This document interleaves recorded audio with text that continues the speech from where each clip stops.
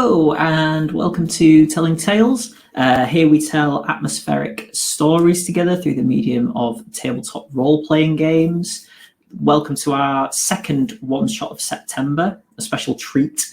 Today we'll be doing Call of Cthulhu, a spiritual successor to the Long Silent Night game that I ran in December as a special Christmas spooky treat.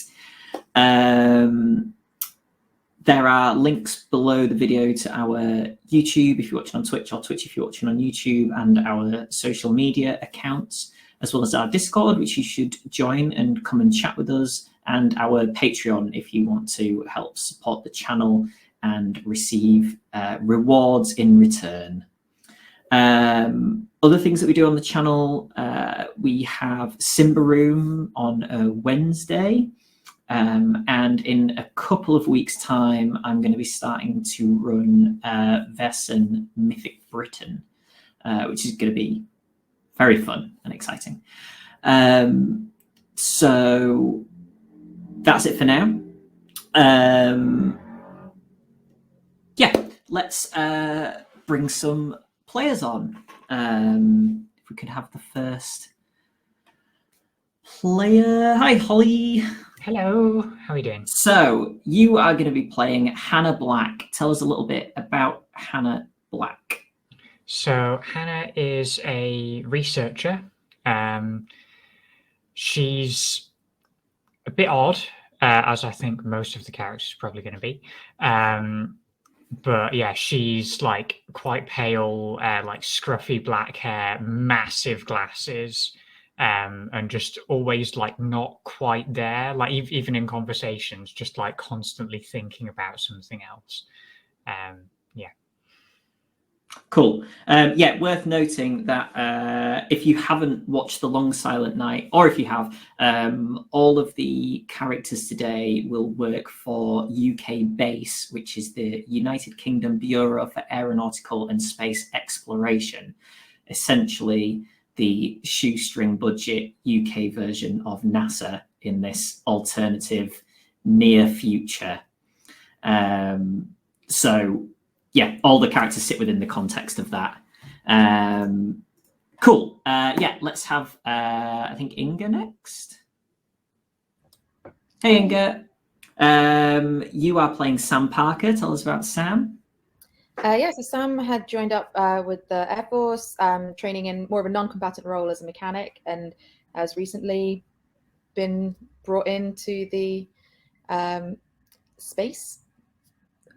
Well, there's no offshoot, or yeah, she's brought on here to UK base, following the Air Chief Marshal. So yeah, she's interested in space as a big like adventure and kind of inspiring sort of thing to go for, but otherwise quite a kind of grounded, hands-on, roll up the sleeves kind of mechanic. Yeah, likes to see how things tinker.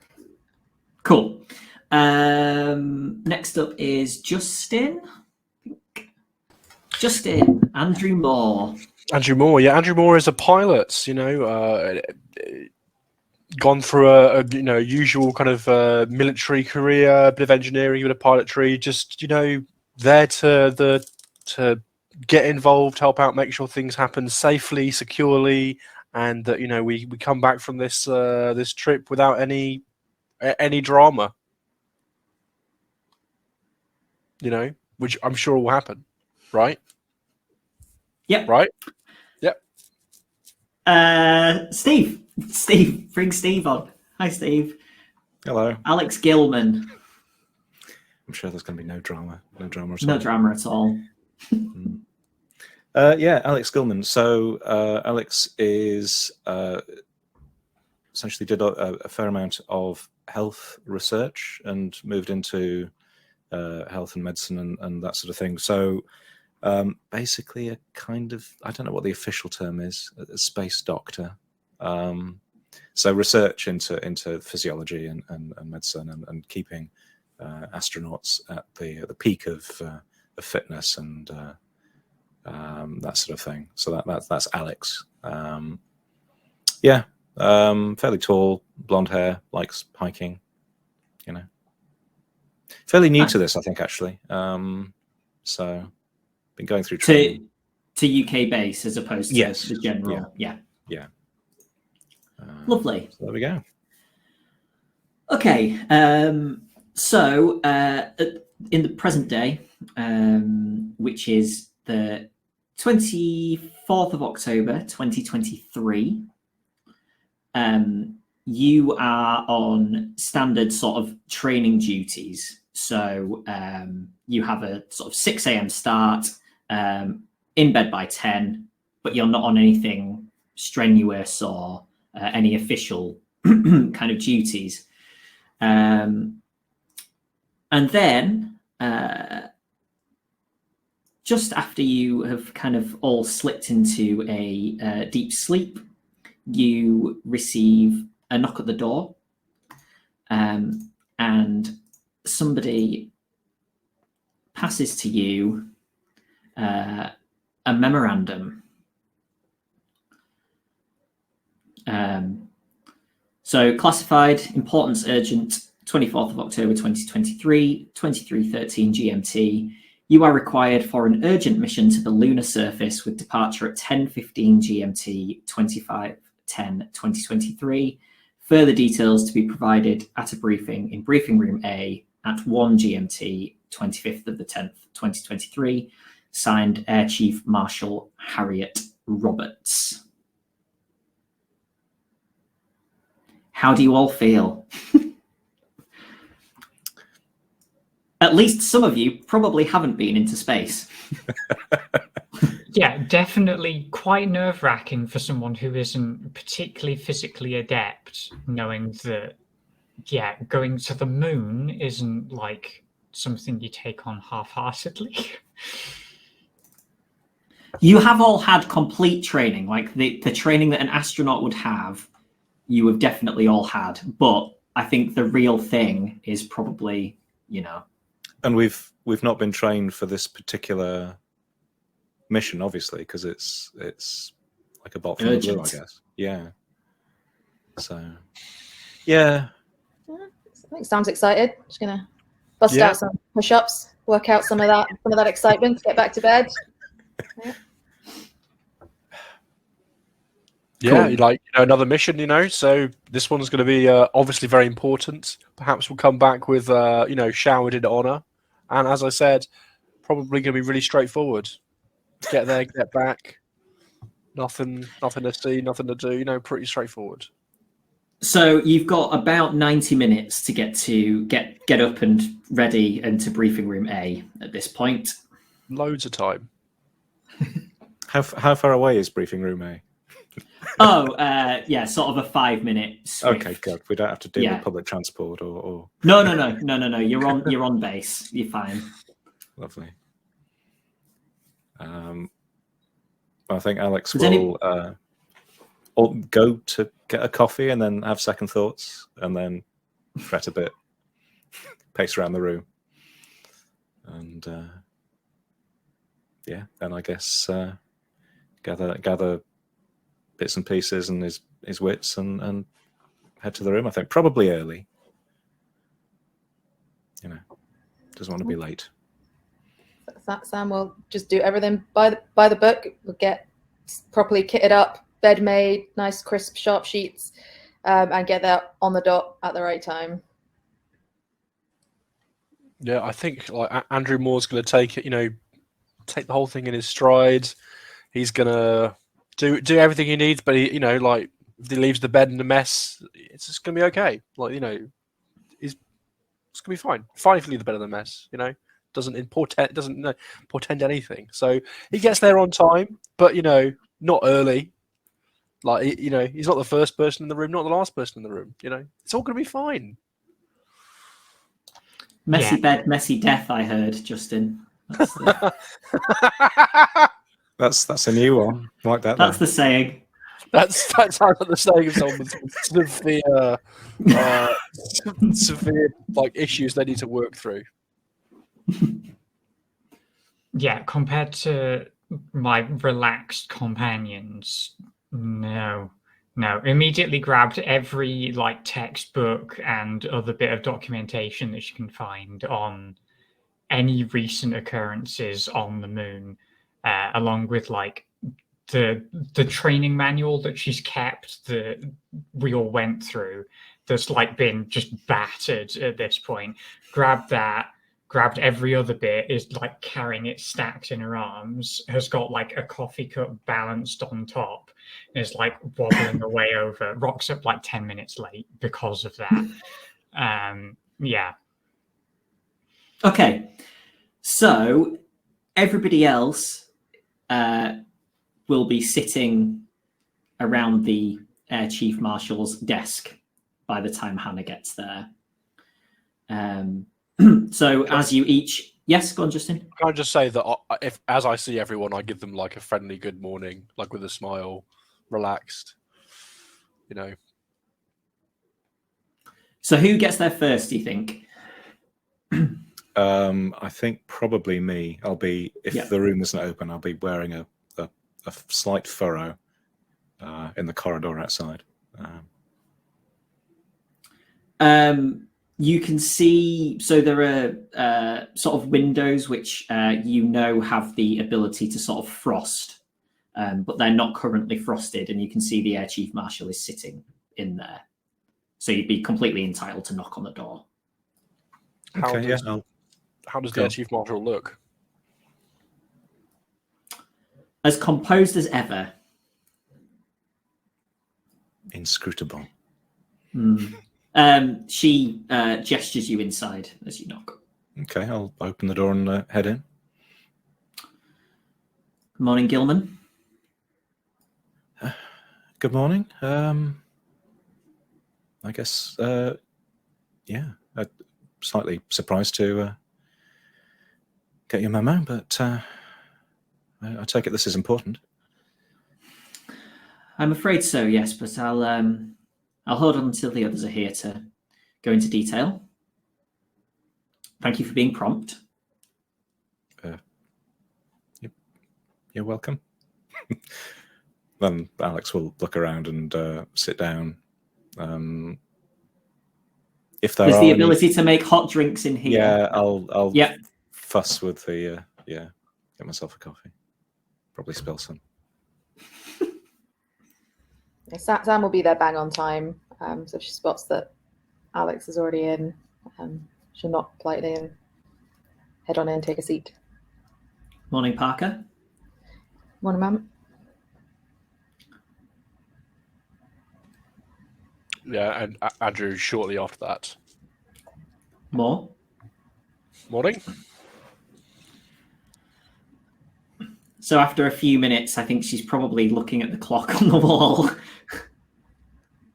Yeah, and then a few minutes after that, just like stumbling through the doorway, I arrive with my massive pile of books and a coffee cup perched on top.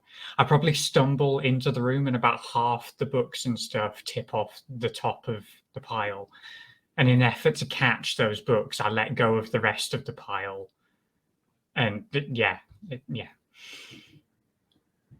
Good morning. Morning.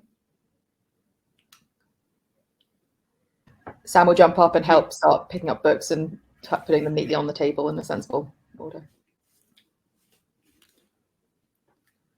Well, thank you all. I'm aware that the hour is a strange one. I'll cut to the chase. We have, or perhaps had, a group on the lunar surface. This was not known to many,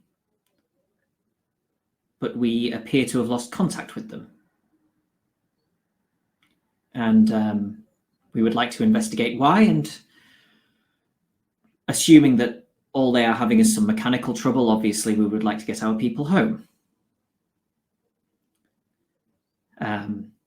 You are the group that we have assembled to go out there for numerous individual reasons.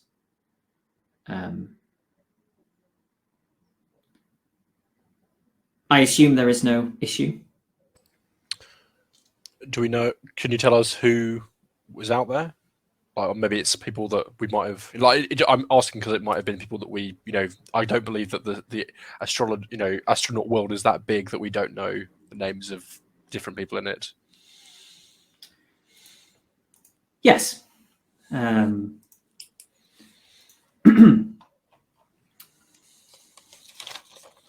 in fact, you will almost certainly know them to some degree. Simon Turner,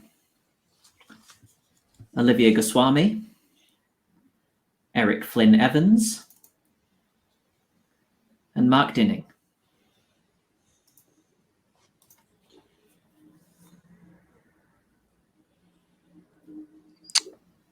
What do I remember? What do we know about those people? Like, what comes to mind? There was a bit of a blip on Christmas Eve where contact was lost with them while they were on the space station. And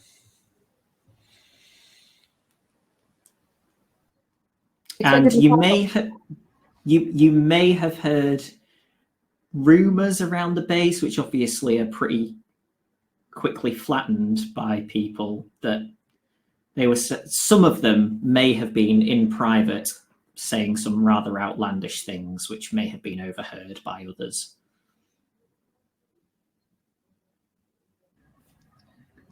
Could you expand on the expected mechanical trouble? Do we have any indication of what it might be? I'm afraid not. As I say, we have lost contact with them before that time. We weren't aware of any issues. Certainly in the communications that we have had with them, there has been no report of any problems, but we have since lost contact, and they were expected to have returned and have not as of yet. How long have they been out of contact for? They've been out of contact for 3 days. We expected them back yesterday. And as we have not yet seen any proof that they have returned or are returning, we thought best to investigate with the utmost haste. They obviously have spare supplies in case of an emergency, but, well, if any of you have been in a situation where spare supplies are required, it can be a very stressful situation. Yes, ma'am. When are we due to leave?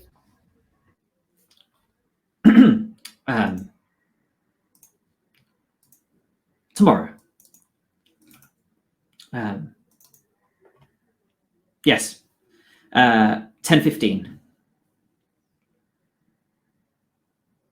You have time for a little more sleep if you feel that would be beneficial.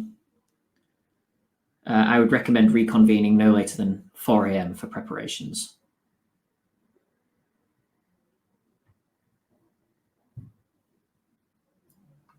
I'll look around at the others to sort of gauge the mood. How are people responding to this? I think probably pretty composed on Sam's part. If you're fairly insightful, you might see there's a little bubbling of excitement under the surface, but otherwise, yep, follow the orders and just get ready as has been, follow the training. So yeah, just be ready, calm, all good. Is there any more briefing material that we have on, things like what craft we're going to be going in, whether it's got the right, how that might be, fitted out to make sure we can take them back, and things like things like that, like the detail, there's the minutiae of the trip, travel times, that kind of thing. Yeah. So she says, if you don't mind, I'd like to have a short meeting with each of you now. Mr. Moore, if I may speak to you first. Absolutely. There are chairs outside the room, like essentially a waiting area. So she waits until you all head out. Perhaps help Hannah with some of the books. Yeah. I have. The moment I sat down, I like spread them all out and started rifling through a bunch of reports. So after a very short briefing, she's now like trying to gather them all together. Cool. So once everybody leaves, she says,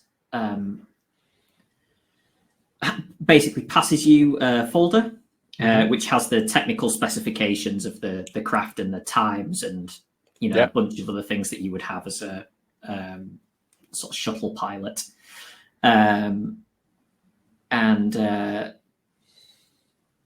Listen, we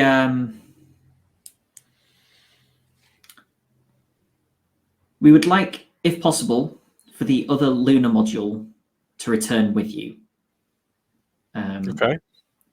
The craft that you are taking does have the capability to bring both back, so they just both need attaching. Have we been able to do any modelling or analysis to work out what we think the likely cause of this kind of outage would be? It could be something as simple as a solar storm. It could be as simple as a coincidental, though it may be, that many pieces of equipment have simply failed. That seems incredibly unlikely, but it is possible. I mean, looking as at the such, if we were to lose contact with you for a short amount of time, I don't think either of us should be concerned in case it is some form of solar radiation or such that is interfering with the equipment. on the previous team, was there a good engineer or mechanic? Was like so. I mostly kind of think, trying to work out, is this something that we could go there and fix if the person there has not already been able to fix it, or is this more likely to be a kind of human failure of human error or a mechanical failure that is more likely in my mind? There certainly isn't anyone that you think is as mechanically minded as Sam. Cool. That is in the previous team. So right. It is possible that there may be an issue that she can fix that somebody there cannot. Good. Right. Now that'll be my operating theory of what's gone wrong then. But I will ask, there's no indication that this is a personnel issue rather than an equipment issue, is there? No, certainly not. No. Okay. I'll go over these when I have the time, in the hours remaining. As she says that, though, Justin, do you want to make a psychology roll? Sure. Probably the nearest thing. Psychoanalysis? Or psychology? Either, probably. Well, I rolled a 13, which is still a fail. Because I have nothing in any of those skills. Yeah. As far as you're concerned, Great. There's no reason to think that it's anything to do with any of the people. I've never had any reason to distrust authority so far, so it's got me where I am today. Thank you. I would recommend a short sleep probably before reconvening, for you especially. Absolutely.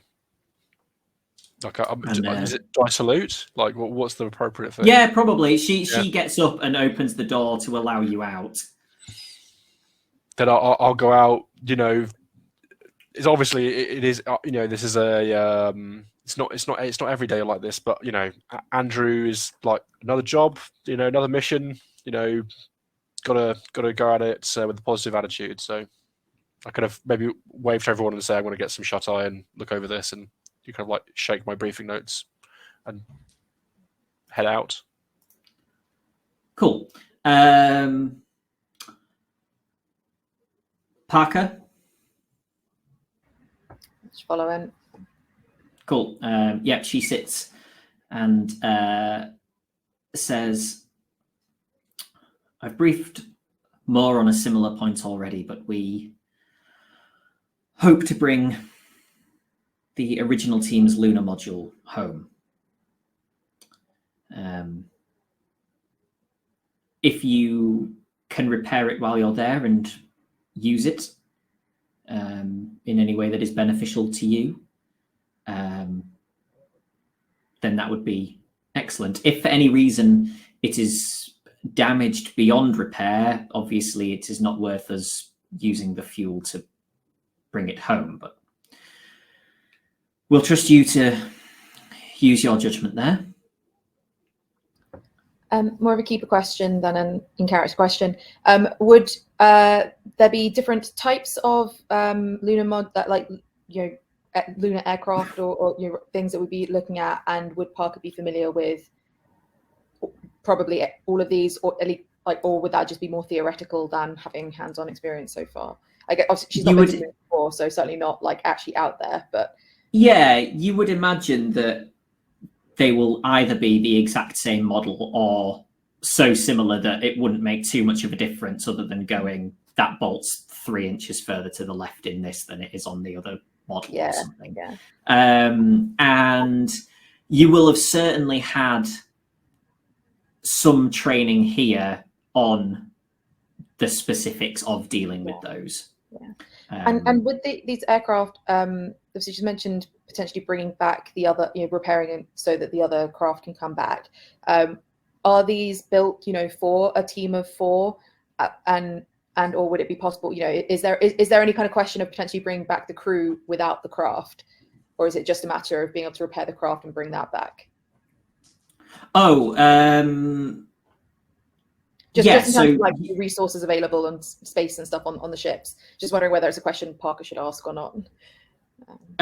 You would be able to bring them back in your vessel. Yeah. Okay, cool. So I guess she will kind of just confirm that point then. So that, noted, Mum. Repair and return the craft. If not possible, bring back the crew in our own. Yes.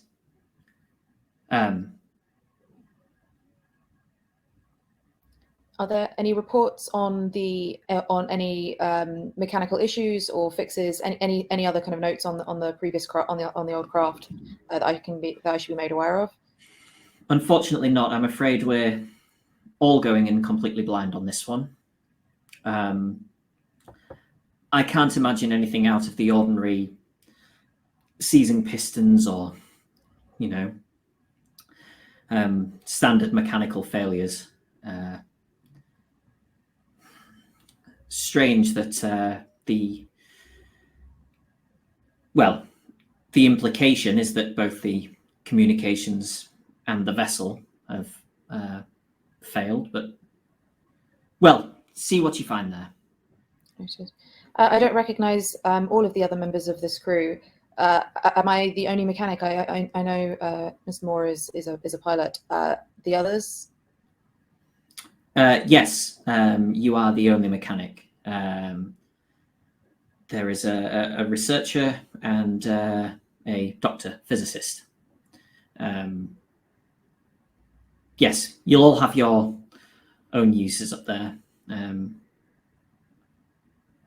Anyway, I should speak to the others, and you should get some more rest if you can. I know the adrenaline kicks in and it can be difficult to close one's eyes, but you should do your best. Yes, excited for the mission. Thank you, Mum. And she'll salute and leave and head straight on back. Gilman? I'll step in and sit down again, I guess.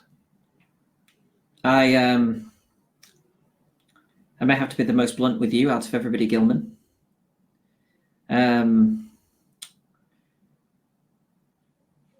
Obviously, if everyone there is still alive, you should check them over and bring them home.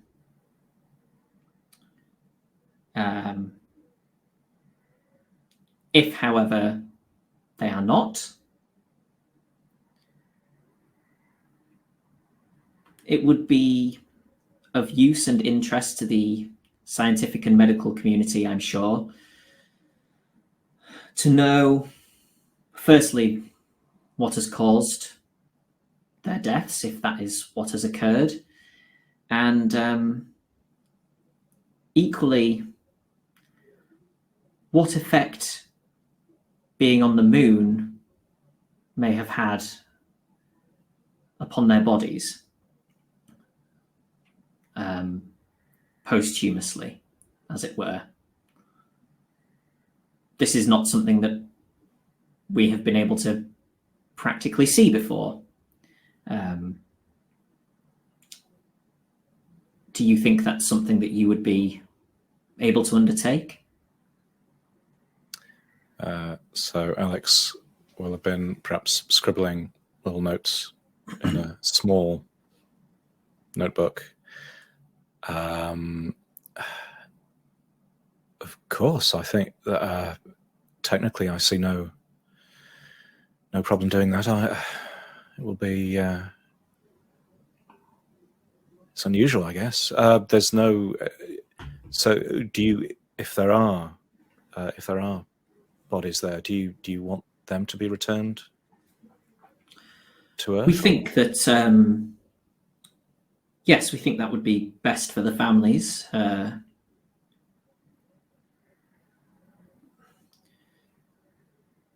Part of me, on a personal level, wants to say that if there is anything too grotesque, then perhaps not.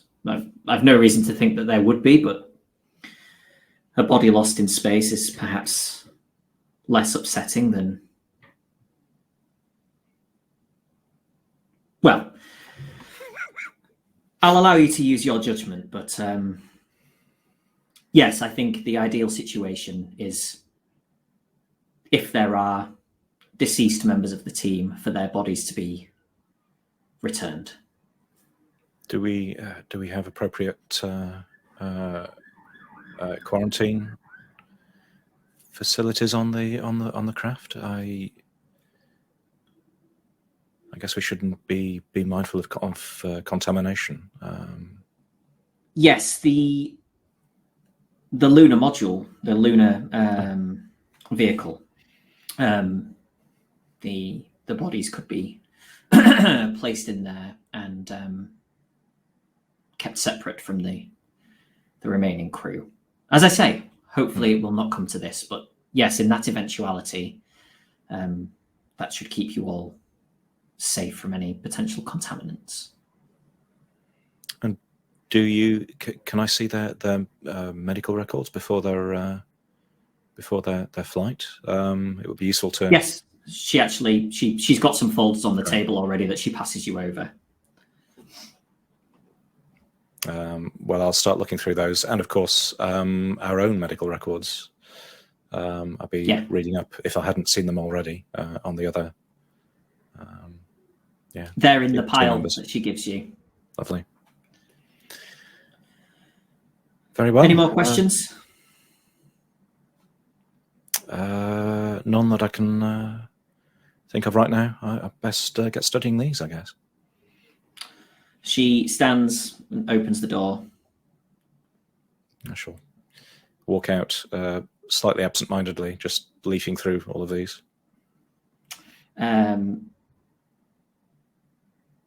And Dr. Black. Oh, yes, and she'll toddle on in. Very good. One of the previous group have what I would describe as a scientific oddity with them. You don't say. Yes, it's believed to be over 100 years old. And, well, Base would like that returned. Of course, yes. There is, of course, the possibility that the previous crew are deceased. So in this instance, Gilman has been charged with returning their bodies, but I would like to leave you in charge as a resident scientist on the mission with bringing home this instrument. I'm sure I can handle that. Do you have a report on the object?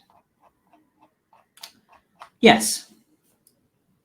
She passes you a folder with a single piece of paper in, which is marked with every sort of confidential thing possible on the front.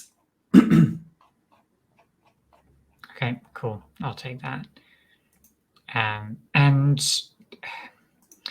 could I get a psychological profile on the lost crew members? I get the feeling that this isn't a mechanical failure. There were no spikes in meteorite strikes or solar radiation around the time of the equipment failure.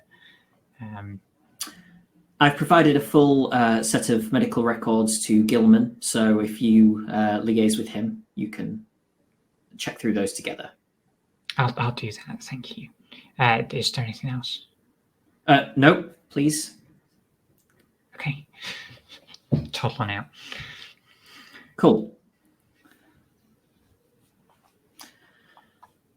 So you have about 9 hours now until you are expected to leave ground.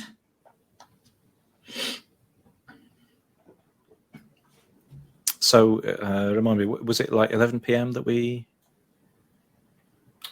So it was about 11:30 that you actually received the memo. Yeah, and it was 1 and it's a.m. 1 o'clock that you had the meeting, yeah. So you've now got about 9 hours. Right, and there's like 3 hours or so before we're actually supposed to... Yeah. Yeah. Yeah.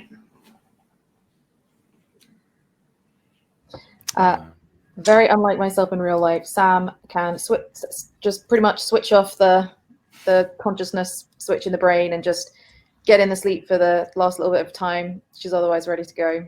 So she will do that. And then again, up, dressed, crisply made bed, and then on our way.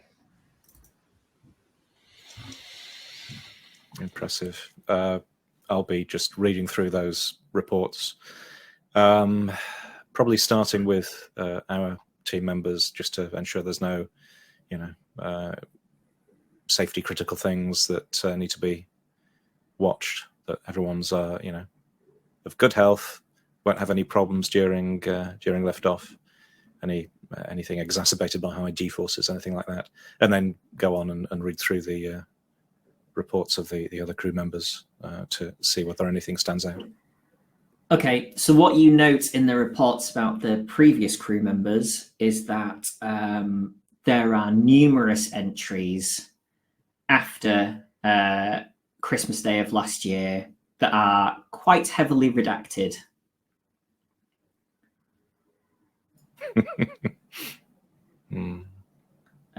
There are numerous bits that are not redacted about physical health, which none of it seems to be completely, none of it's really out of the ordinary to do with there. The bits that are not redacted all seem normal. So what rumours have I heard about... Sort of vague things about, the whole story isn't being given. Sometimes, two members of that crew might be having a conversation together that's overheard by somebody else. So you're essentially getting third-hand sort of overheard things. But there is, in fact, why don't you give me a roll on... let's do a listen roll. Everyone can do this, and then we can see what you've kind of each overheard. 56 over 40. That's upsetting. Nothing. Didn't hear shit.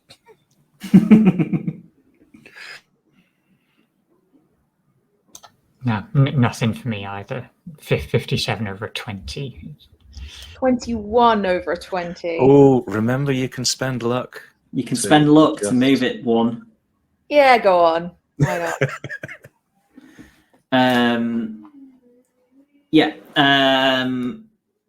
So yeah, anybody who hasn't seen or played Call of Cthulhu before, rolls are a D100 roll against the skill. If you roll under the skill, you succeed. Oh, under or equal to the skill, you succeed. And then there are halves and fifths that come into play for harder rolls, which I'll go into if they come up. And as Steve has just pointed out, an optional rule which we have chosen to employ through the Call of Cthulhu games that we've done is that you can spend luck to change a roll by 1 luck point to 1 point on a dice roll. And the other thing that luck can be used for is a roll to see if you're lucky in something. So you obviously lower your chance of succeeding on a lucky thing if you use your luck for other things. Okay, so the rest of you have all heard vagaries. Just that things may not have been quite as they've been described to you. Sam has actually overheard that the station was essentially invaded by 2 people who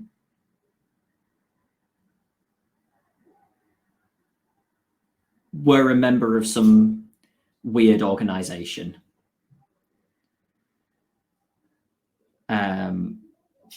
And nobody quite knows how that got past security checks and such, but it seems it did. And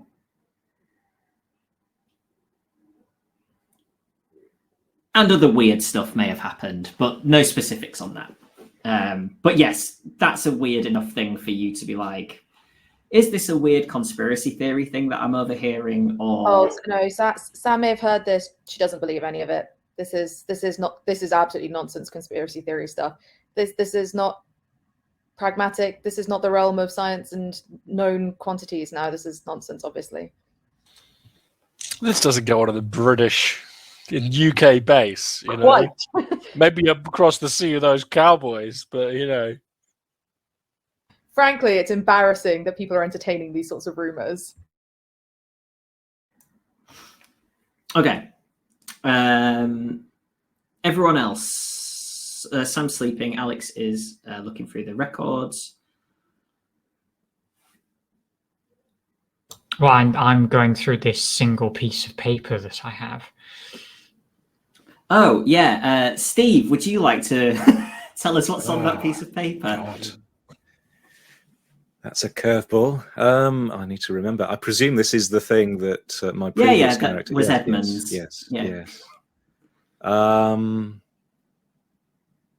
So it's gone. It's passed through several chains of hands. I think it will have been donated, well, semi-donated to UK base, or at least placed on this mission with the express intention of seeing some wealthy benefactor wanted to see whether it behaved differently outside of the confines of Earth's of Earth's influence. I think is probably best to say. It's a strange affair. It's kind of I guess it's a bit like an astrolabe. I think that there are various sort of lenses on it that can be configured and rotated. These lenses are like a weird purplish material. They're sort of a bit like polarizing filters. The experiment itself, I guess results were inconclusive. But yes, the device itself is very old. It is obviously treasured beyond. It's unique, essentially. It's a unique device. it has unique properties. It isn't really understood, and losing it would be upsetting. And yeah, the person who actually owns it would definitely be keen to get it back.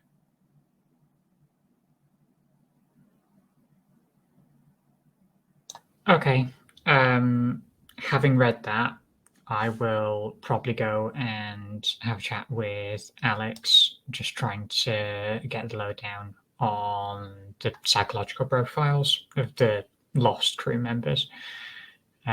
Just to see if anything is up with that. I'm imagining most of that information will have been classified.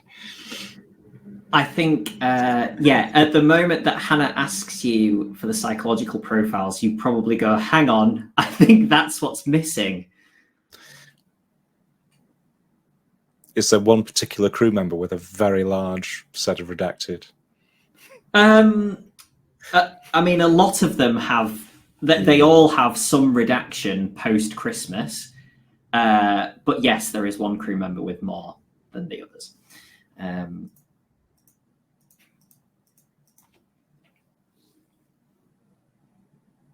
Yeah, there's not a lot to go on, I'm afraid, here. But I mean, you're welcome to take a look. The lack of information is telling in its own sense. It's somewhat unusual. I don't think our records have anything like that, do they?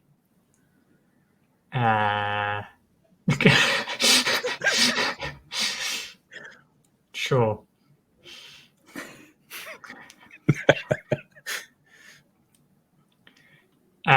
Yeah, okay, right. Well, having found out that something clearly went down that made things go a bit weird with the rest of the crew, in particular, which one had more redacted information in?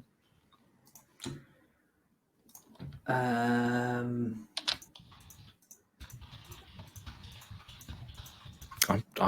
trying to find my old character sheet, but I'm afraid it's so long ago that. Yeah, it was you, wasn't it, Steve? Yeah, Simon Turner. Lovely.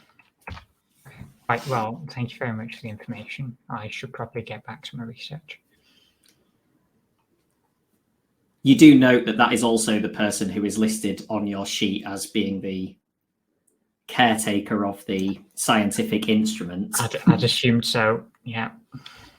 No, I'm going to go and try and figure out more about this thing. Basically just scouring the internet and seeing if I can piece together any other bits about it. Mainly looking for the list of people that it's probably driven insane over the years, but you know. Steve, it's handy having you here. Do you think Edmund Carter would have published anything regarding it? Oh, yeah, probably. I don't think whether they were sort of hushed up or you know, carefully hidden away by other groups, I don't know. But yes, Edmund would have certainly, you know, yes, documented his studies on it. You know, bound them together, probably handed them over to the group that we were involved with up until the point of things becoming mysterious. So yes, there'll be some old notes and records of how he'd created it, some basic experiments. Again, Edmund wasn't able to get it to... He felt it should work. He felt it should do something, but never really got it to behave in the way that he was either expecting or hoping. Holly, do you want to make me a computer use roll for Hannah? You've got 70, I think, so...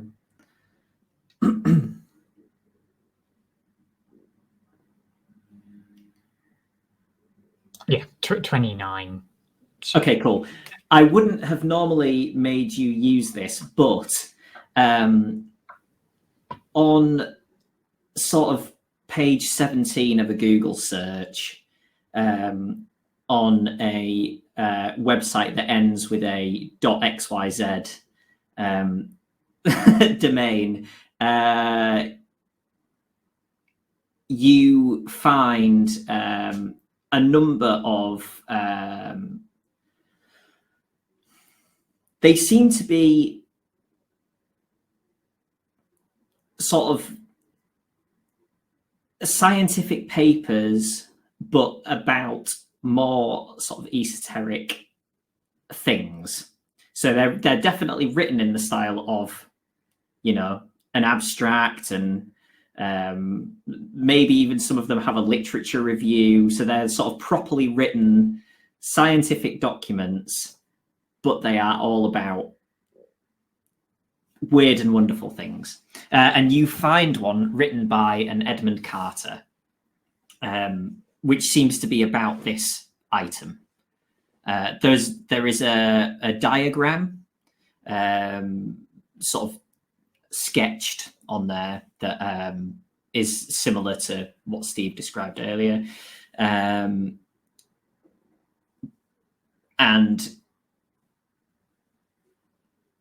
basically, it's all theoretical.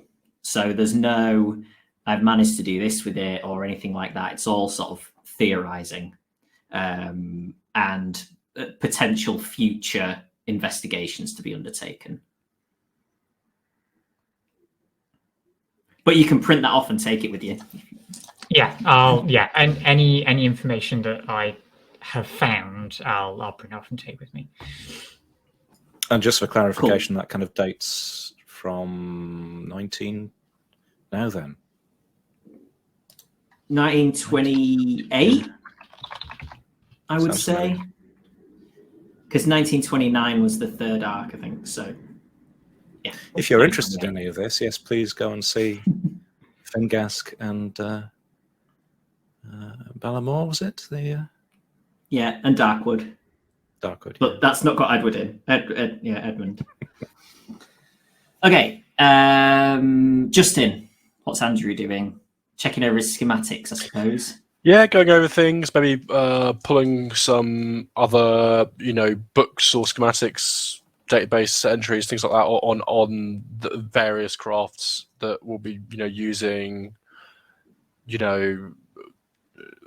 things that people who understand forces and space would look at, like, I don't know, thrust, payload, I don't know, like things that Andrew Moore would be interested in, the technical details of what it would take to get these ships off the ground on the moon, and then spend a few hours doing that, try and get maybe 4 or 5 hours sleep, and then get up an hour or two before we would get going, do some yoga. Okay.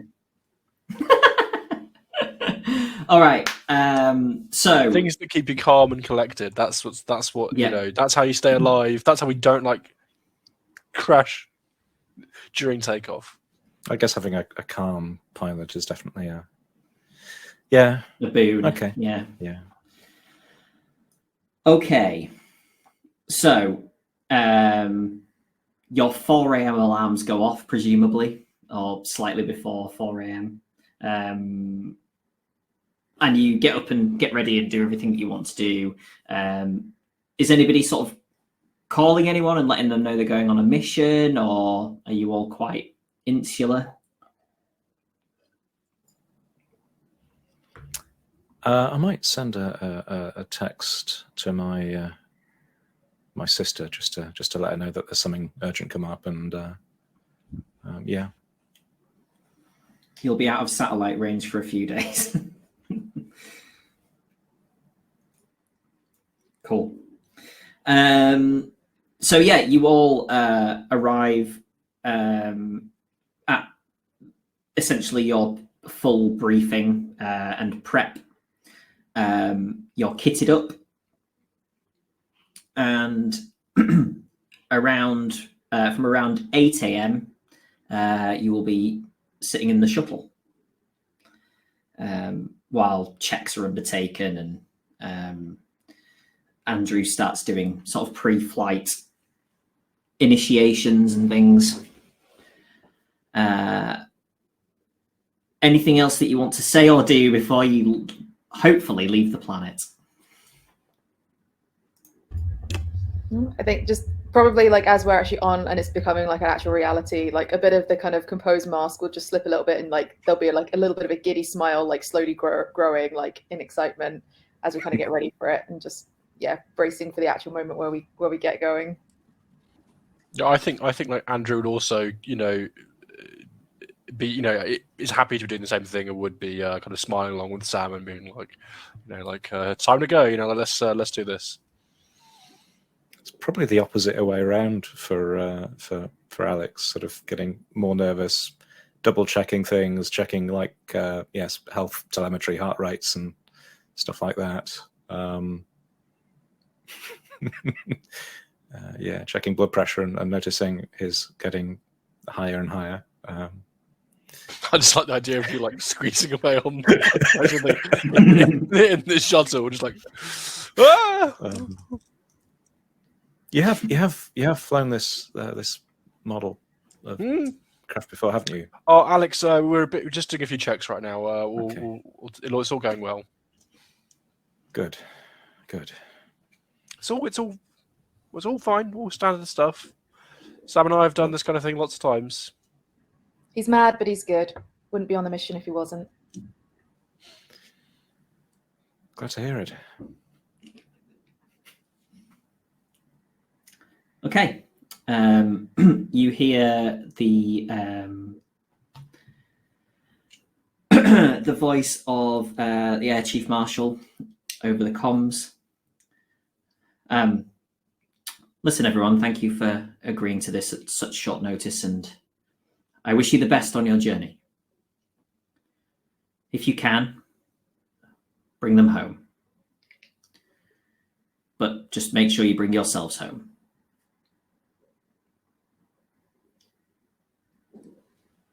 I think I'll say, yep, like kind of, it's all looking good here, and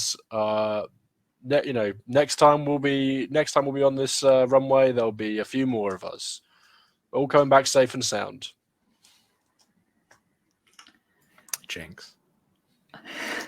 Yeah, I think the reminder that there is a dead crew that we're going up there for will probably be a little bit more somber in response to that. But Well, I mean, I'm Andrew is sure that they're not dead,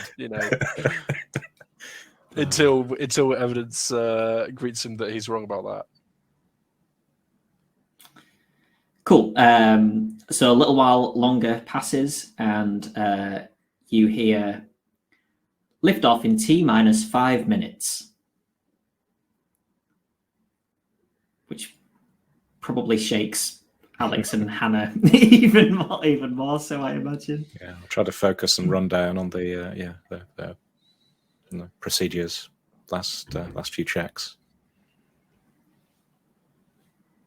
And then eventually you hear 10, 9, 8, 7, 6, 5, 4, 3, 2, 1. Andrew's sort of lift off. And you are shocked by Alex and Hannah, shocked by how loud the fuel igniting is. You have stuff in place to make sure you're okay, but still loud. And you feel yourself lift off, and eventually you are out of the atmosphere. And after a little while longer, you detach the thrusters, and you're on your way. And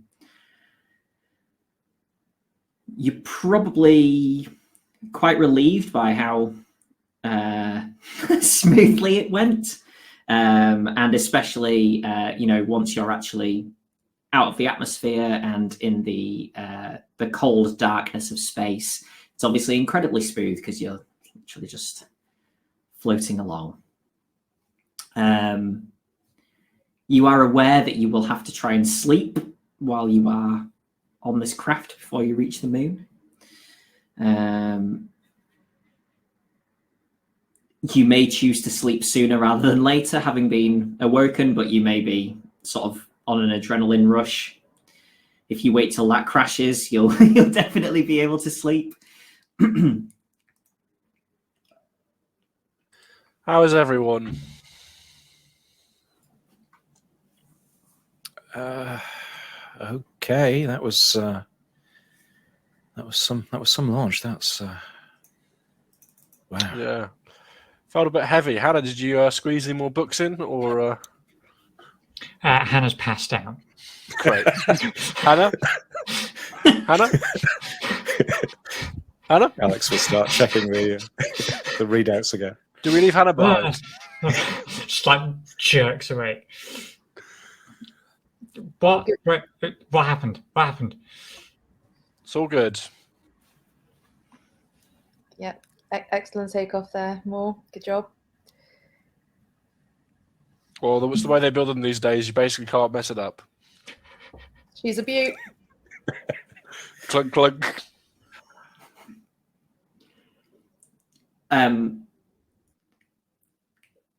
I think Alex and Hannah, at least, are convinced that when Andrew did strike that bit of equipment, there was a noise that wasn't quite what you would hope it to be. It's more A like washer falling off. plastic. Yeah.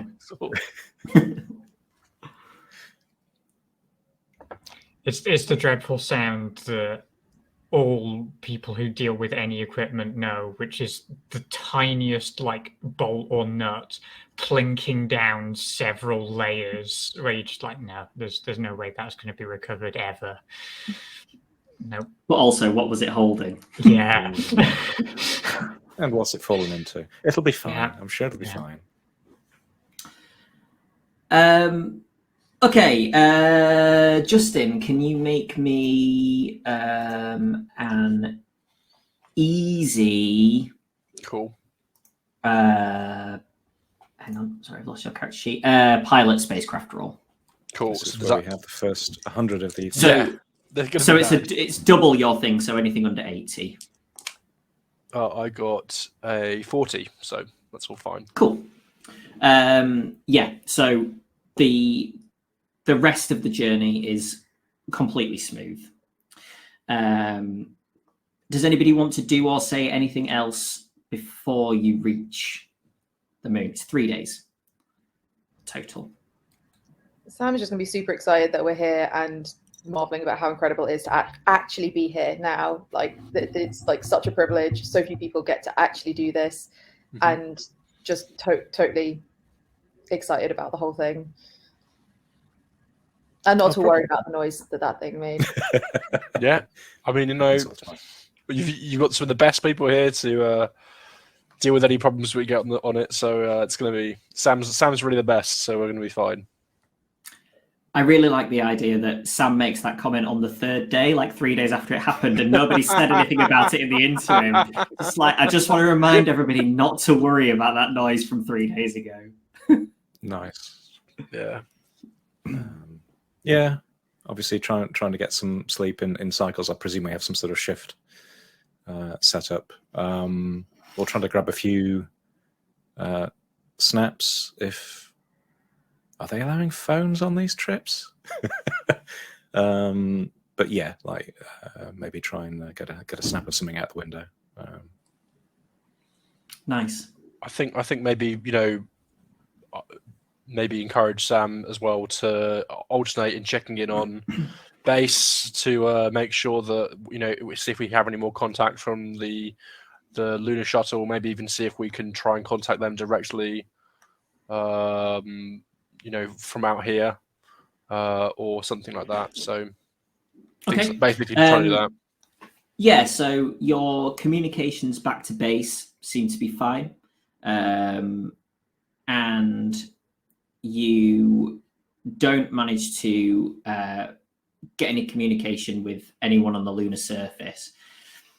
However, as you are approaching the lunar surface, and I'll take into account your roll from before, Justin, for this. So you manage to land completely fine.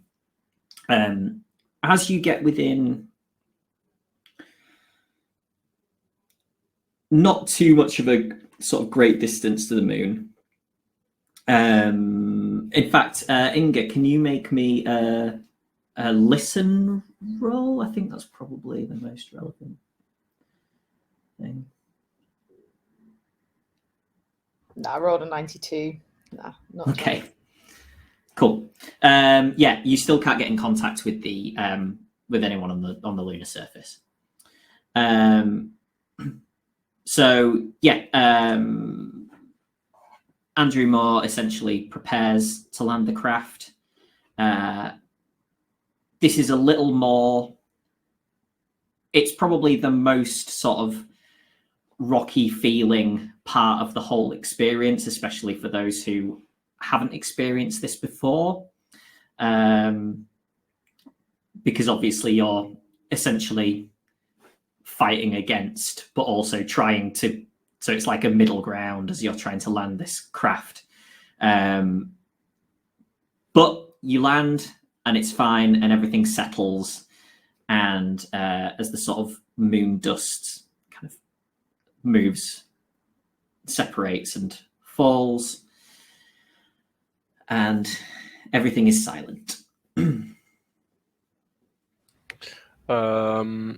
How are things looking in your end, Sam? Any of the diagnostics looking like they've had any problems? Yeah, just immediately we'll just silently start checking on everything and making sure that everything looks good on our end before even start to think about, what else is out there.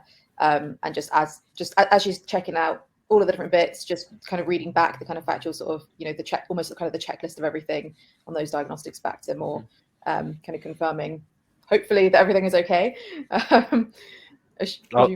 Yeah, I'll tell Alex. Go on. Everything is within normal bounds, so yeah. Then I'll tell Alex and Hannah that they're free to move around the vehicle now, but if you could avoid any of the key, we're going, the key areas just right now until we can make sure everything's okay. But feel free to stretch your legs. And we'll send off a report back to back down to Earth as well that we've landed. With it, we'll just fire back all the mechanics and the diagnostic data back to Earth, so they've got full record of point in time now. Cool.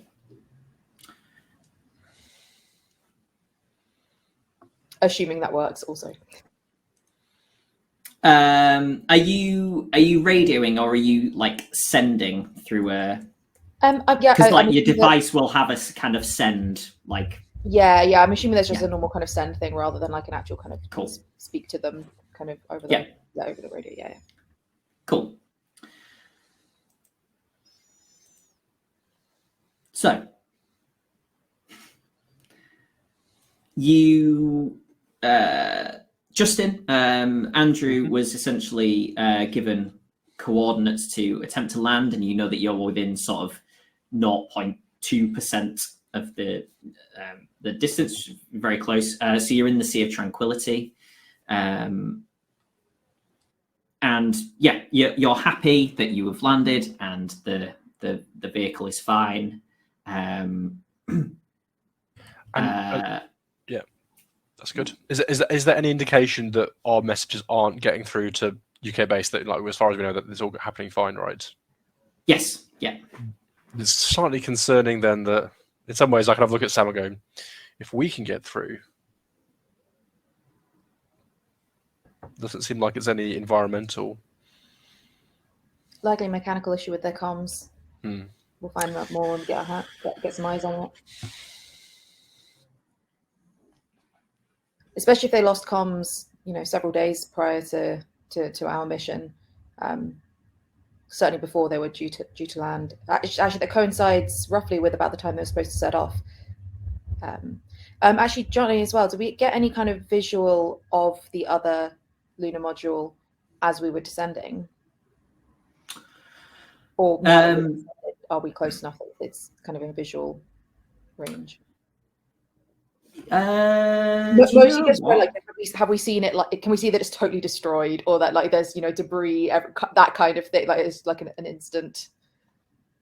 Because being totally crashed would definitely take out both comms and any ascent options, right? I will say that you're pretty sure that you saw it sort of off in the distance. You couldn't assess from here whether but you just saw something that you're pretty sure wasn't moon. Yeah, kind of over there. That's no moon. So from our briefing, what's our next steps to kind of to convene with the vehicle, the other lunar module? Yeah, you would imagine that you would be heading over to the other vehicle and sort of investigating from there. Do we have like a buggy with us, or is it just gonna have to walk? Leg it. Yes, you've got a buggy with you. How long can you hold your breath? We did pack the spacesuits, right? There was something.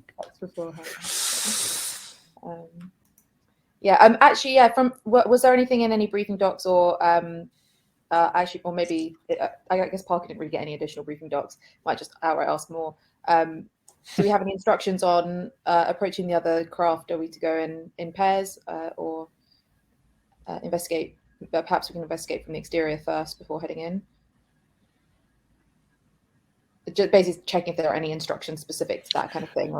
This is UK based. They allow a lot of autonomy in the way that their personnel conduct their missions. It's not a nanny state. This is a post-Brexit Britain. Especially because you're going in blind to this, there are very few specific instructions, because I think one of the potential options is you sit down and they all come running over and go, "Our ship's broken, please take us home." So there's no specific details on. Yeah, so you're kind of left with you do have specifics in terms of bring them home if you can, try and fix this, but in terms of like, this is how you approach this specific situation, because they have no idea what the situation is, there isn't that. Well, should we try one last time to do a radio, like short range communications, to see if we can get that, including like wave, like if we have a little flag, like. I'll start packing up the buggy, so we're ready to go. But presumably, if they've been waiting there for several days, nearly a week now, on any backup supplies, they'll be in need of us if we can reach them. So I'll start packing. I show that I've still got a chocolate bar on. I'm like, everyone needs some. I've brought some treats. Those ration packs aren't great. I've got like 3 or 4 chocolate bars. I'm not sure I'd have been able to get to the moon without eating those myself. Yeah. Do we get anything on the comms then if we do try one last time? Make me a listen roll again, please, Inga.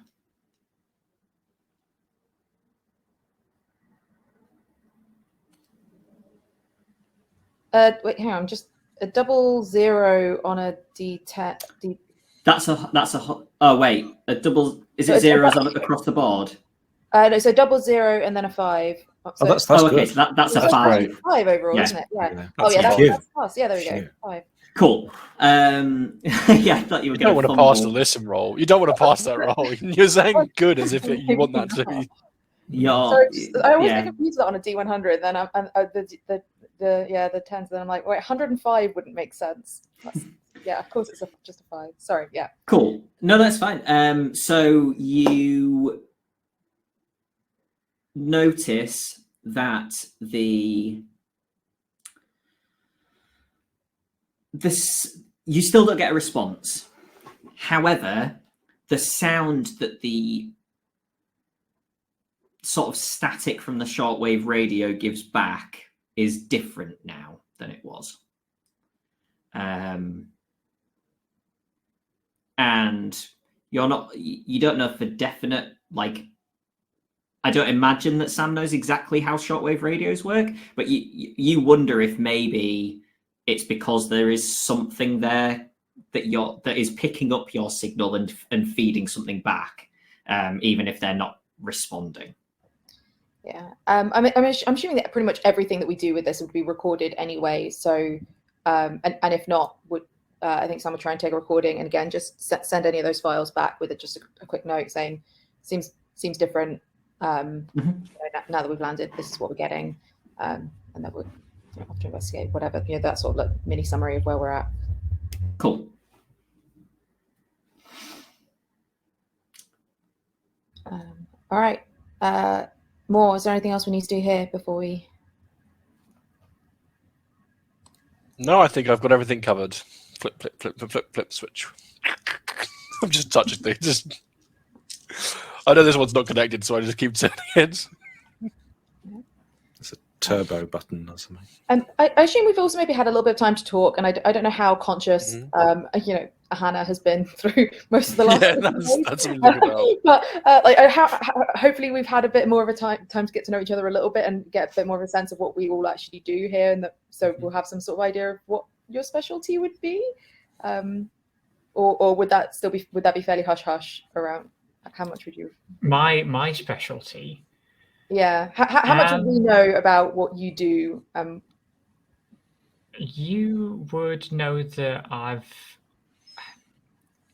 I'm very good at astrophysics, so that you could infer that that's part of the reason that I'm here. But Alex also knows that I was asking about psychological profiles, which doesn't really match up. But it's UK based. We've all probably got multiple jobs. Like, they can't afford to hire that many of us. So, Startup life, yeah. Yeah. All right. Well, I guess Sam might just ask, like, his final packing bits or whatever for the buggy. It's like, presumably Dr. Gilman, you'll be with us for the crew. Dr. Black, will you be monitoring from here, or are you joining us? Oh no, I'll be coming with.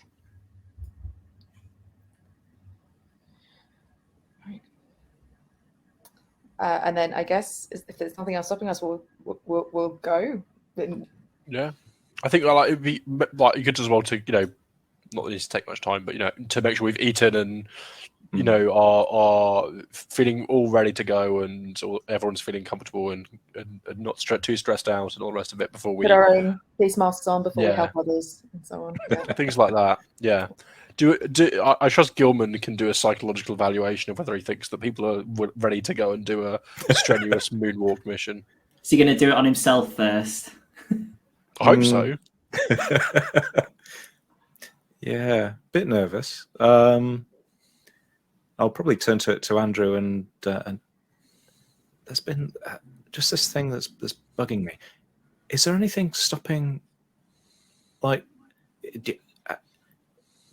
are these locked? Is there anything stopping anybody else from taking this ship? It's stupid, I know, but is there like a code? Did you lock it? What? I don't know. Justin doesn't know. I'm going to go with no, not really. It wouldn't be very. It's kind of one of those safety features. But there's like looking out. There's. You've not been listening to these mad rumors, have you? It's just me being daft. I know, but like if they are like, if we go out and there's no one here, and they just happen to see. No, I'm being daft. I mean, if you want to, we can get Sam to rip out one of the. I'm not ripping anything out of this. No, take that with us. Don't even think about such things. Look, Dr. Gilman, if the other crew find our module, we'll see them on the way. There's not. This is the moon. There's not a lot of side alleys to come through here, right? If we're going there and they're coming here, we're going to cross paths. Yeah, you're right. We can leave a note. If they do Alex find it was thinking about leaving a little post-it, just sort of gone to rescue you, be back soon, smiley face. Yeah. Please don't leave without us. Parker's quietly judging Gilman and filing away. mad doctor. in her mind. No, I think I met some of these guys a few years back at one of the annual meetings. I think they're a pretty sound bunch, from what I remember. Well, I hope they're okay. Go on, we should go, I guess. Good. Cool. Yep, you head out. Just worth noting that where you think you saw the other lander is basically your precise location that you were given. So it's fair to assume from here that is what that is. Cool. So you're driving over towards that? Yeah. Cool. We need a drive roll. Yeah. No, it's fine. You pass between a sort of, you're almost in a kind of basin here that's got a slight opening. I say slight, it's incredibly wide, but in terms of the general size of the basin, it's slight. So you pass through that and over to towards the vessel. And it's there and it has not exploded. You can't tell until you get closer whether it's totally fine, but from here it's in one piece. It's as you would expect it to look. And you approach. Are you basically pulling right up to it? I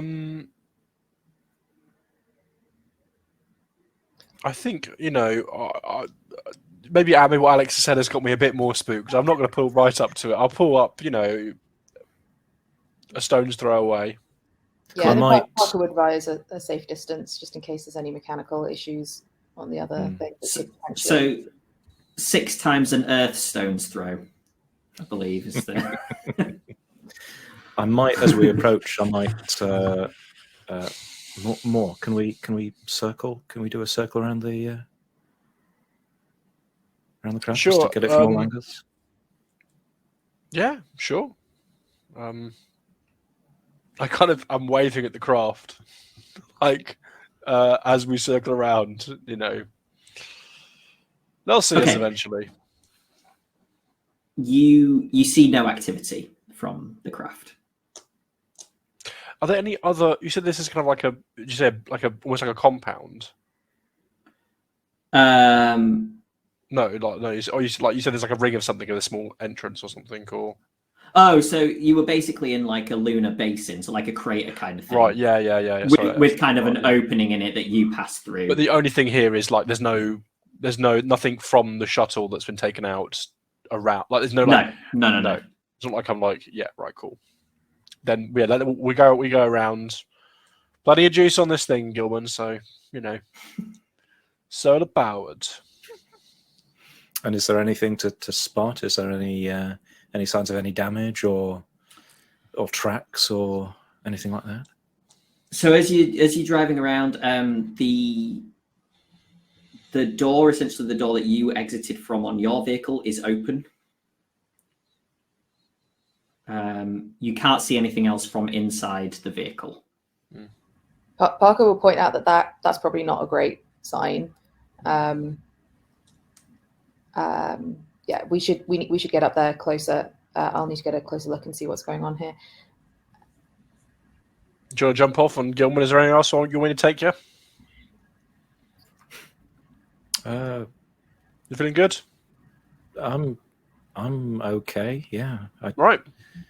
Park it here then. Right. I might advise going in myself a little bit closer first in case there's any mechanical issues that cause any damage to or any harm to any other people. I want to make sure it's safe before anybody else is getting up in there. And yeah, I guess I'll, assuming that I can approach, we'll start to approach, heading towards the door and seeing if there's any indications to why it looks like it's open. From, again, more of a mechanical point of view, is there something that's kind of wedged open? Is there any damage? Is there anything that looks dangerous upon approach? Okay. So as you get closer to it, you can see that actually the door is kind of slightly askew. And these are strong old strong old doors and strong old hinges. I guess I'll just radio back to the buggy. It looks like the door is slightly askew from its hinges. Definitely some sort of mechanical issue that's caused this. That shouldn't be happening. So definitely some sort of fault with this module. Damn. And I mean, I don't know what I have, like what kind of stuff would have in the way of equipment for. I don't know. I guess it's not, probably can't even safely remove it. Yeah, I guess just kind of getting a bit close, seeing like is it something that I can move? Can I open it further? Does it, can I do so safely without it just falling on me? Whatever. Slowly. Well, while you're doing all this, and Andrew is doing like checks on the buggy to make sure he's not even going anywhere near the vehicle. He's just making sure the buggy's, not nothing's damaged. All the systems are fine. You've got enough power, all that other stuff. So he's okay. Inga, can you make me a mechanical repair roll?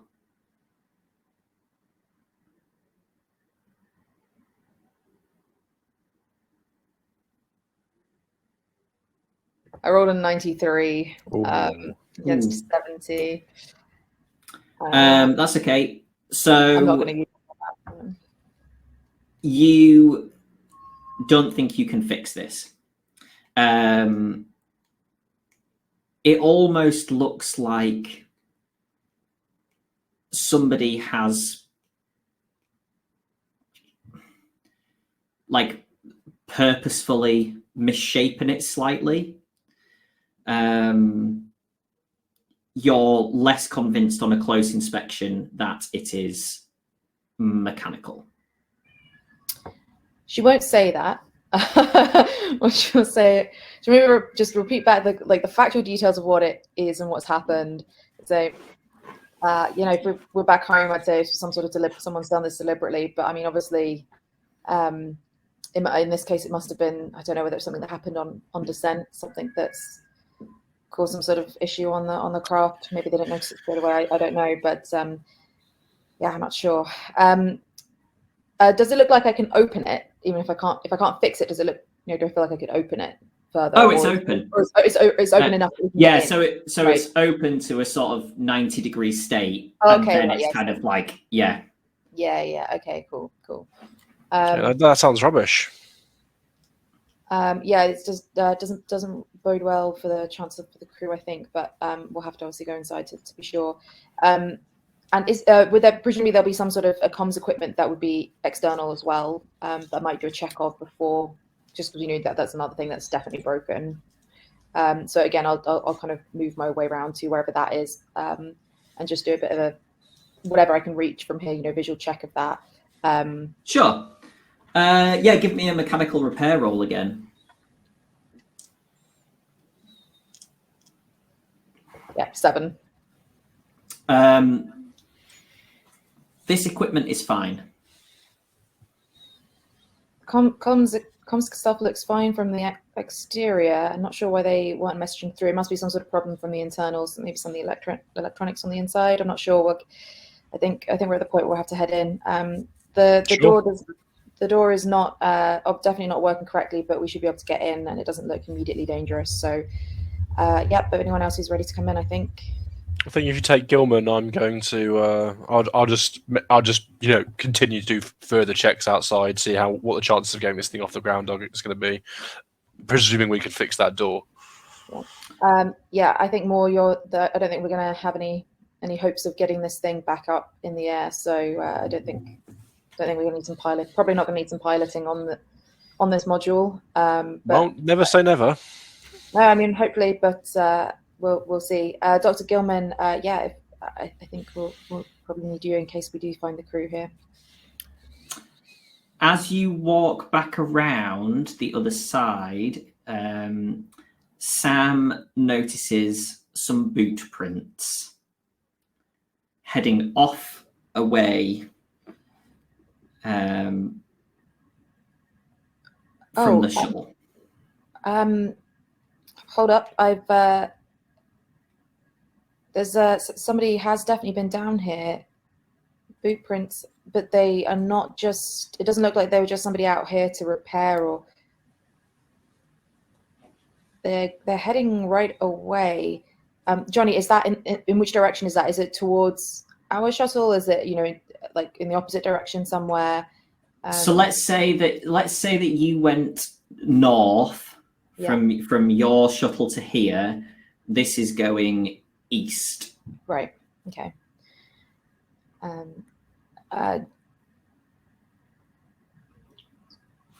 As far as I'm aware, there's no other modules or anything else out there. But I don't know. We might have somewhere else to inspect. I don't know. We might have another location to try out on the buggy if, once we're done here. It's So it's definitely more than one set. Okay, yeah. Of boot prints. You're not sure exactly how many because sometimes they sort of cross over and stuff, but it's definitely more than Is there 2 feet. any indication that anyone's come back? I don't think so. I don't know how.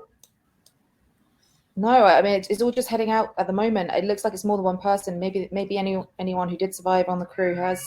Maybe hopefully the whole crew. Maybe they've gone out there. But we should check this module first. But yeah, I'm not sure where they might have gone. Dr. Black, would we expect to still see the prints here, or would we expect any disturbance of the prints after nearly a week? No, nothing should disturb them. There's no wind, so they should, in theory, stay here until, like, I don't know, a meteor disturbs them. Yeah. Let's hope that doesn't happen soon. So no return footprints means no return as well. All right. Okay. Sam, did you get a readout on the internal atmosphere of the module? Was that intact? Was the seal still? I haven't gone in just yet. I've just looked on external stuff. I presume I won't have any reads of internal things from the outside yet, will I, Jonny? No. I'm ready to head straight in. I can head in first if you don't want to join just now, and check any of the mechanical issues. But if I find the crew, I might not be able to help them. Jonny, what's the airlock situation here? This is an external door. Is it? Is there like a proper airlock behind this, or is it just one part of an airlock, or? That is half of your airlock. So we can't just open the other door? I mean, you can, but if there's a seal inside, it'll immediately evacuate. If somebody's inside just breathing oxygen. Is there any way we can see in? Are there any external windows? Yes, yeah, you've got sort of ports, yeah. We can clang on the door. Yeah, because knocking on not at all ominous.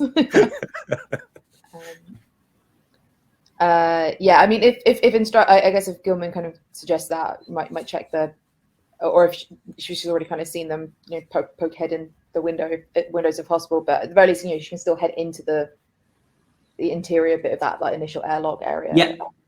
Without doing anything further, with doors and check out what's going on inside, that section. But yeah, so check the windows and then unless something comes up with the windows. No, you see no activity through the windows. But it is pressurized inside. Yes, yeah, things are sitting. Okay. Yeah, I guess you'll head in the door then and see what it looks like in that immediate entrance. Yeah, there's not anything stored in here anyway, but the interior sort of bulkhead thing looks intact. And no signs of damage at all?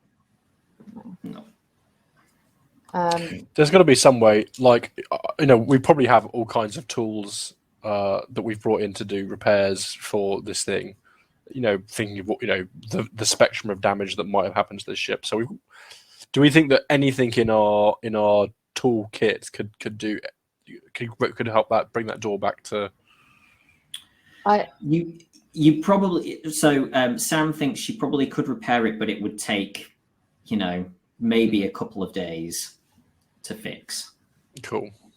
I mean, if I think that's probably there's a backup option. We might be able to do something like that. If the crew is here and has all the same sort of equipment that we would have had, they'll have suits and things that enable them. If they're at all aware that they have an issue with their outer door, they should be in their suits. Hopefully, if we can't really communicate in with them, it looks from the footprints as though they're probably out anyway. I think we need to get a look inside to see what's going on. We can't help them if we can't see them, and if they are in there, there's no good us sitting here doing nothing. Is there anything we can use to like temporarily block the door, like a kind of like to patch it almost, like, you know, with like something that is strong enough to hold the seal that we can use instead of the door to kind of seal it up and then try and preserve what's going on? I'm just thinking of, you know, something jury rigged to try and maintain the pressure inside. Make me a mechanical repair roll, Inga, first. Or like maybe even like remove the door rather than repair. If you wonder when we can get it back in and then use that to patch almost from the inside. But I did not pass. 32, which is a pass.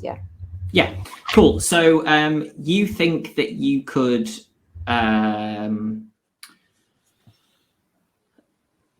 kind of at least make it look like it's closed. You know that the inside seal is fine anyway, so if somebody is in there, there's no issue with the fact that this outside bit is off, as long as nobody opens the inside bit. So that's fine. You don't think that you could fully form a seal on the outside of here without a decent amount of work? Any thoughts on potentially like removing the door? Like, essentially, what I'm thinking is, if we can get something that's inside, like, and then if we do open the inner door, presumably any air or whatever is going to be coming at, you know, the pressure is going to pull anything out, and so if there's something that can be from the inside, it can kind of, you know, it'll sort of stop, and it might not be a proper seal, but it might be enough to slow the depressurization and stuff. Are you thinking take the door off, put it through the door, put it on that way round? Basically, yeah. And okay. with that, it might even buy enough time to at least just then close the inner door again and reseal that if we need to. You think you could do what you've described? You're not 100% sure on what the effects would be in terms of how quickly it would depressurize and lose all oxygen, more etc. sci-fi than real mechanical knowledge. Yeah. Yeah, I guess talking with Gilman and Black, you know, Moore's perspective is, if there is someone who's not left and potentially could be, you know, really dehydrated or starving, and not be in a fit state to respond to our knocks, then I don't want to depressurize their cabin. So yeah, that's where I'm at with it. Until we can guarantee that they're not in there. Yeah, so we weren't able to see anybody through the windows. I take it. Can we connect? Is there like a way of connecting to internal comms and sort of trying to raise anybody? Yeah, I could potentially try and do that externally, just by like trying to patch in through the airlock computer. It should be connected. Yeah. Sure. Yeah, Dr. Black, it all looks there's no damage in here, so yeah, I think you can help with patching through.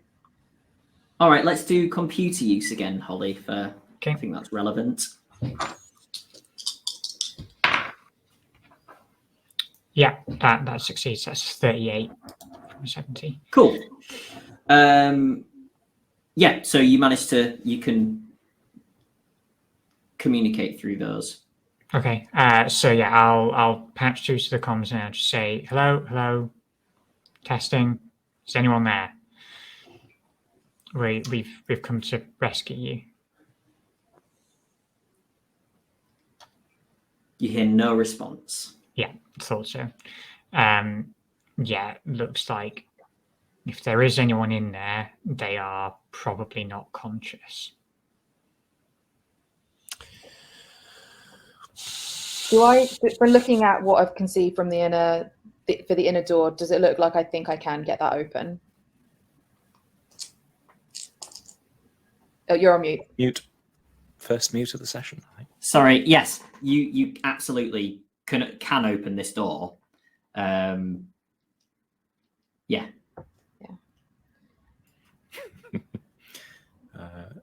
Alex, From our Jonny will knowledge be- of physics, if we Well, were to open that door and depressurize that room and then close that door,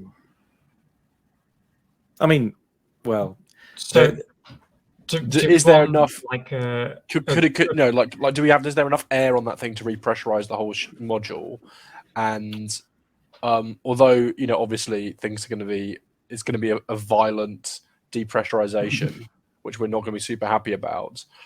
Like, if it was a quick violent depressurization and then repressurize, like, do we think that is possible, or do we think like that is a terrible, terrible, terrible idea if there was someone alive in there?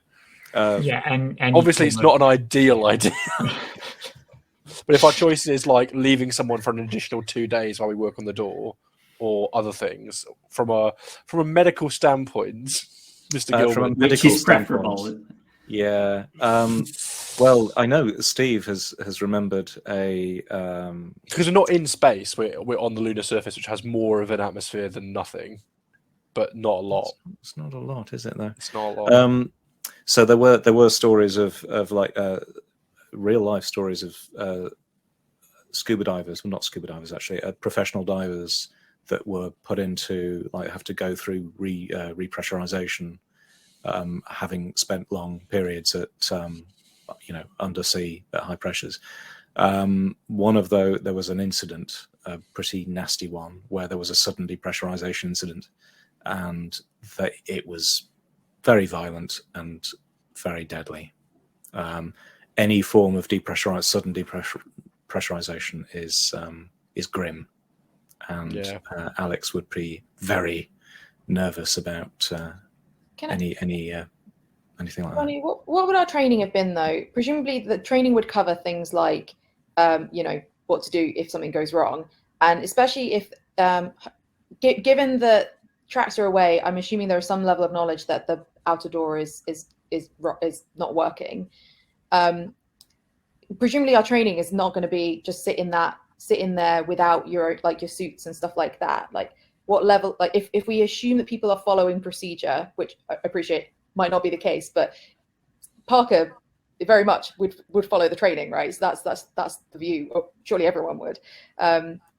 Is that likely to cover things like, if there's any kind of risk of danger or risk of that kind of depressurization, or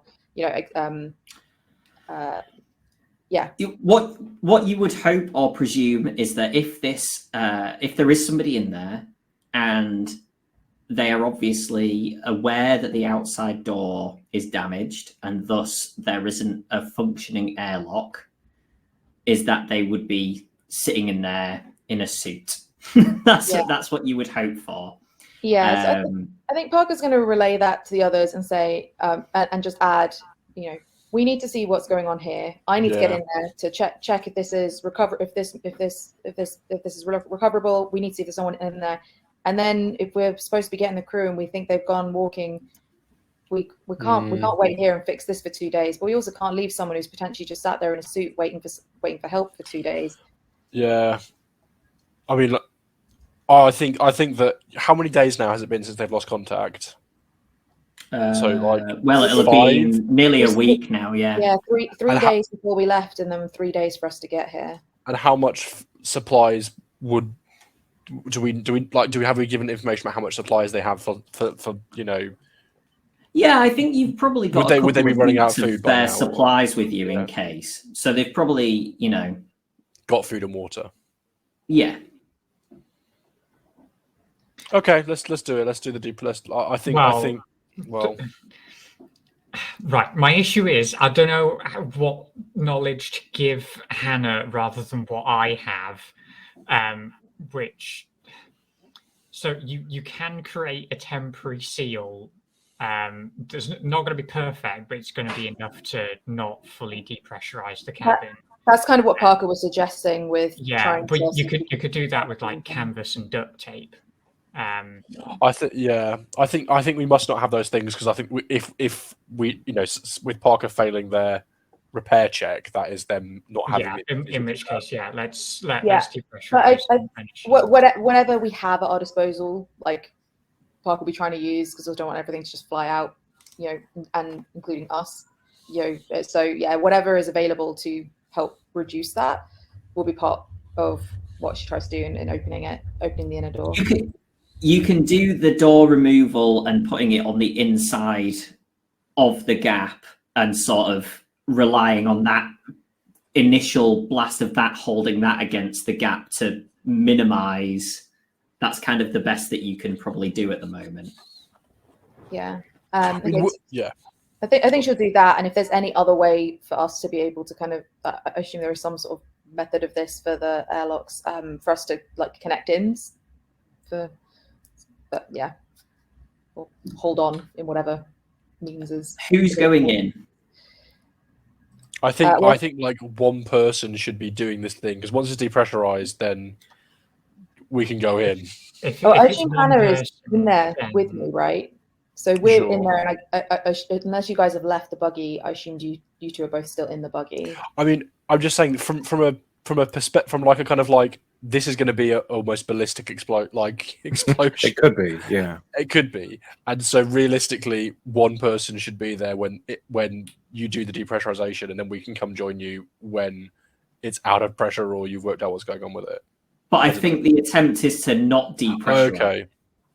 The slight problem here is, if the seal works, then we've divided the party. If the seal works, then there's there's another door into this thing.